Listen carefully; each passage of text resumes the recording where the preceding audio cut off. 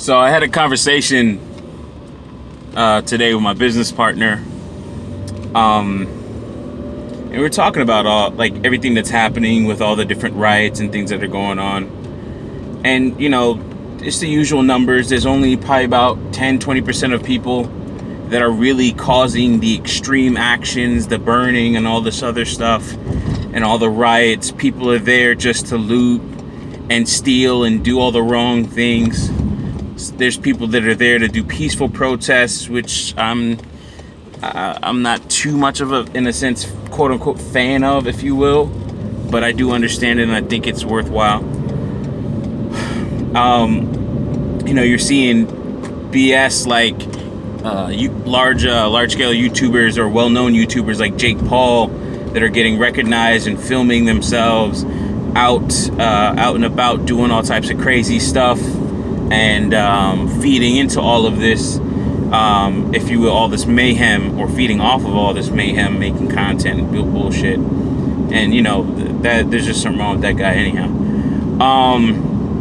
But I was talking to my business partner. He's like, yo, what's the point of all this? Like, what if there's like black businesses and everything else that's going on, or there's black businesses that are also getting burned up with everything else that's going on? And I was just like, listen, let it burn. Like, burn that shit. He's like, yo, Mike, what if it's your business? I was like, I got insurance. Let it burn. Because after a while, you're just gonna get tired. Like, so if that happened to me, I would feel some type of way if you didn't burn some shit down, personally. Even if it's like, oh, listen, all right, hey, it should be directed at only white businesses and black businesses and Indian business, or not black businesses, but Indian businesses, so on and so. No, let everything burn. And the reason why is that you're sending a message, and you're not sending a message, say, just to, of course, not the local business owners, but you're sending a message to the politicians to tell them, hey, this keeps happening to our people, and you're not doing enough about it. You're talking about it, you're talking around it, you're saying one or two things to just make us feel some type of way and make us feel good for a second. Oh yeah, we're gonna invite you to the cookout. Yeah, we seasoned our chicken and baked it. All this other bullshit. After a while, man, like I'm tired of the lip service. I'm tired of the same old thing over and over again, saying, hey, this is not what we're about. We're all about peaceful protests and all this other stuff. Maybe we need to burn some shit down just so people can say, hey, if I get in this situation with a person and I stop them, could this pop off and cause a riot? Making them think twice, period, so they won't be like, oh, well, if I do this, there'll be no repercussions. We won't have any problems. I'll be saved by, my fellow boys in blue and the district attorney's office and so on and so forth. Nothing will happen to me. I'll be able to collect my pension and maybe get a good amount of money from this or what have you. Maybe even come out with a book. That doesn't happen. Nobody really comes out of a book deal that I know of. But maybe they'll live in some type of fear so that they can say, hey, listen, say to themselves, hey, I probably shouldn't do this. This is probably not the right thing to do. And he's like, yeah, but that doesn't make any sense. You're burning down all these buildings and it could be like one of your own black businesses. And I said, okay, so if the mob has a problem with you and they come out and they start attacking your family members, your mother, your brother, your sister, your dog, they attack everybody except for you. They're going after everyone else to send a message to say, hey, listen, you're not going to let this happen again, and we're going to make sure it doesn't happen again. Or, sorry, I'm parking. You're not going to let this happen again. We're going to make sure this doesn't happen at all. Or we're going to make sure we find you or you come out of wherever you're hiding, because your mom is not hiding, your wife is not hiding, your kids may not be hiding. They have to have some type of normalcy or what have you. They have to find some way to get to you. They have to find some way for you to think in your head that, hey, listen, I fucked up. I need to pay some type of restitution, or I need to give up my life or what have you because of something that I did that's wrong. And I don't want to cop out and say, hey, listen, I don't promote. Fuck it. Let it burn. Let all that shit burn. Why? Because at some point they got to say, hey, listen, we probably shouldn't do something like this because these people are fucking human. These are human beings. And I'm not even talking on some race shit at this point. I'm not talking on some race shit right now. But even if they said, hey, listen, these people that I'm arresting or these people that I am actually working with, they're human too. They have faults. They have issues where they feel nervous around cops or authorities or what have you. Let this shit burn so they can just get it burned in their fucking skulls that they probably shouldn't be doing shit like this. I personally believe this is a little bit over some pussy. I don't really believe this is... I believe this is more or less like maybe a personal thing because you're hearing one or two things that are coming out about this. Again, that's going to take its time before it actually gets cleaned up and we understand all the facts, if you will. But in the short term, man, just let the shit burn. Yeah, I'm not with the looting and all. No, fuck that. I'm with the looting, man. Let that shit burn. Let them fucking feel this shit.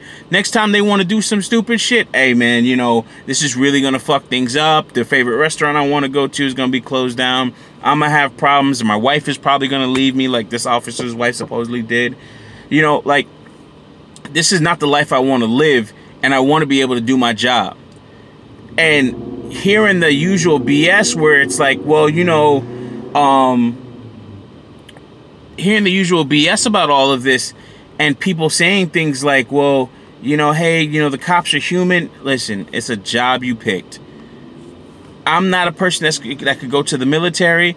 In some cases, I've been emotional. Usually I have a cool, level head. I believe, hey, I'm not going to be out there in those riots because I'm probably going to fucking shoot somebody. I'm not with it. I am not with the bullshit. I'm not trying to get close to nobody with this COVID-19 shit, all that other stuff. I'm not going to be in those situations. When you're a gun owner, you have to put yourself in the right mindset and the right mind frame and say, hey, listen, I should not be in this position because it might cause me to actually have to shoot some motherfucker. And I'm not with this shit. So you're not going to see me out at these riots. But at the same time, I understand it to a certain extent. I understand it for the people that are really out there that are really hurt, they're really mad.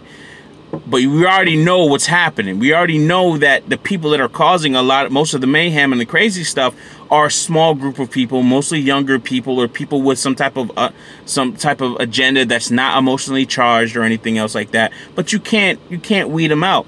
And you already know what happens to the people that are like on a tipping point. They see that happening, man, they're throwing Molotov cocktails and doing whatever they want to as well. So I understand it. It happens. I just personally feel that this is a load of bullshit and people are just tired. People are tired of peacefully protesting and trying to make change through all these different laws and things like that. The right channels, talking to your Democratic Party leader, senator, or what have you, your Republican Party leader, senator, and all this other stuff, and forming new independent parties with people that never get elected. You know, it's just like they want all this change, and then rarely anything comes of it. I mean, it's to the point where you have people that, for instance, one of my business partners for my salon, he sent me a message. He said, "You mean to tell me that we're accepting of transvestites and trannies and gays, but we're not accepting of reformed criminals?" And it's just like, yeah, these people, the ones that are reformed, the ones that are out here doing what they can to give back to their community, they still have that stain on them. It's not to say that a transvestite doesn't have their issues that they have to deal with. I'm not saying they don't. But at the same time, it's almost like it's a different stigma, where in some cases now you're seeing where it's a little bit more, I don't know, you could say it's more acceptable. I can't see it totally from his view because I can see where, yeah, trannies are not totally accepted for one reason or another. But And then also how there's been some very famous criminals or people that were former criminals that have come out and done great things and actually made themselves look a lot better or gotten to a lot better status in life. But as far as this Floyd stuff, I understand it. I mean, it could be the Jamaican in me, but my mom said it couldn't be my son because I would fuck everything up. And with that, peace.